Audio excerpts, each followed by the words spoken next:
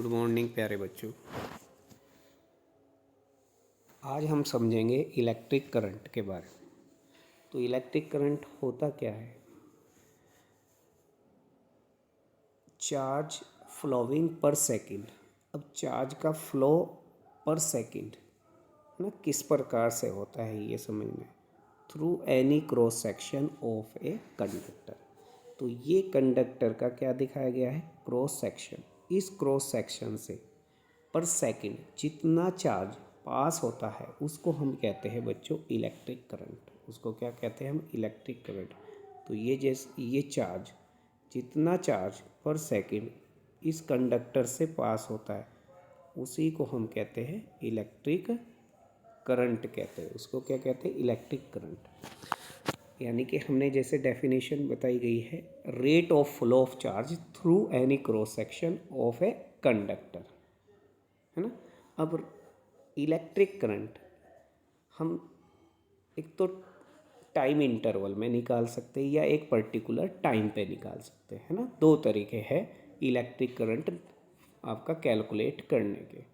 सबसे पहला, किसी टाइम इंटरवल में इलेक्ट्रिक करंट अगर निकालना है तो उसका फॉर्मूला होगा I equal to delta Q upon delta T, यानी कि फाइनल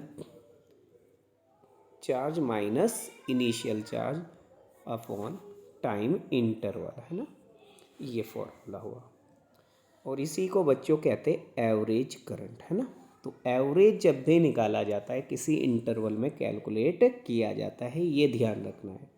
सेकंड करंट निकालते इंस्टेंटेनियस करंट। इंस्टेंटेनियस करंट, तो इंस्टेंटेनियस करंट कैसे निकालते हैं? डिफ्रेंशिएशन करके।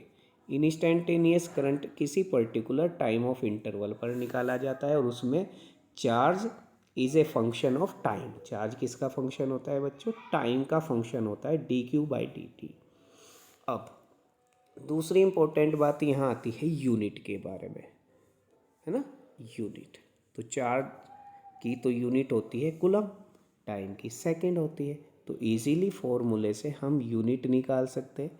I इक्वल टू हमने फॉर्मूला पढ़ा dQ/dt, यानी कि coulomb per second. This is called ampere, है ना। हम मिली एम्पियर की बात करें तो 10⁻³ एम्पियर, और माइक्रो एम्पियर की बात करें तो 10⁻⁻6 एम्पियर।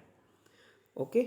और क्वांटिटी की बात करें, कैसी क्वांटिटी है? स्केलर क्वांटिटी होती है ये बच्चों। कैसी क्वांटिटी होती है? Scalar quantity. बट याद रखें इसमें मैग्नीट्यूड भी होता है, मैग्नीट्यूड प्लस डायरेक्शन। तो मैग्नीट्यूड प्लस डायरेक्शन बच्चों, आप सोच रहे होंगे कि वेक्टर क्वांटिटी होना चाहिए। नहीं, देखो वेक्टर क्वांटिटी वो क्वांटिटी होती है जो vector addition law of triangle को फॉलो करती है, समझे नहीं? उनको वेक्टर क्वांटिटी कहते हैं। तो और स्केलर क्वांटिटी कौन सी होती है? जो अलजेब्रिक लॉ को फॉलो करती है। तो बच्चों ये अलजेब्रिक लॉ को फॉलो करती है। इलेक्ट्रिक करंट किसको फॉलो करती है? अलजेब्रिक लॉ को ओबे करती है ना। ये वेक्टर एडिशन ऑफ ट्रायंगल को ओबे नहीं करती, इसीलिए हम इसको कहते हैं स्केलर क्वांटिटी, राइट। चलिए नेक्स्ट इसके ऊपर और एक और इम्पोर्टेंट पॉइंट यहाँ पे नोट करना है आपको, है ना। ये पॉइंट नोट करना है ना। क्या?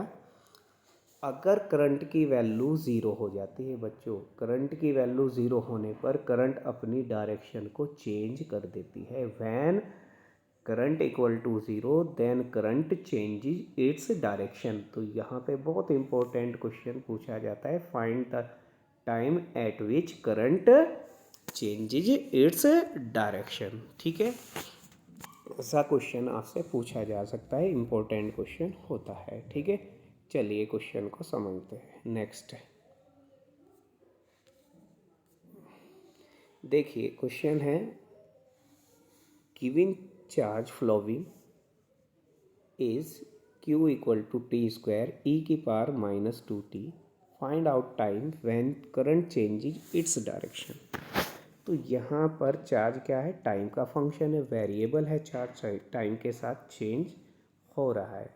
तो चार्ज पर टाइम हमें कैलकुलेट करना है, dq/dt कैलकुलेट करना है, और उससे हमें वो टाइम निकालना है जिस पर करंट की डायरेक्शन बदल जाती है। तो करंट को हमें पुट करना पड़ेगा 0 के इक्वल।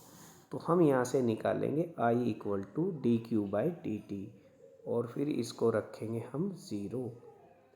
क्या रखेंगे? 0। अब डिफरेंशियल करेंगे हम, क्योंकि ये प्रोडक्ट रूल यहाँ पे लगाएंगे। t² एल्जेब्रिक फंक्शन है, e⁻⁻2t एक्सपोनेंशियल फंक्शन है, तो फर्स्ट सेकंड मान करके प्रोडक्ट रूल लगाएंगे डिफरेंशिएशन का।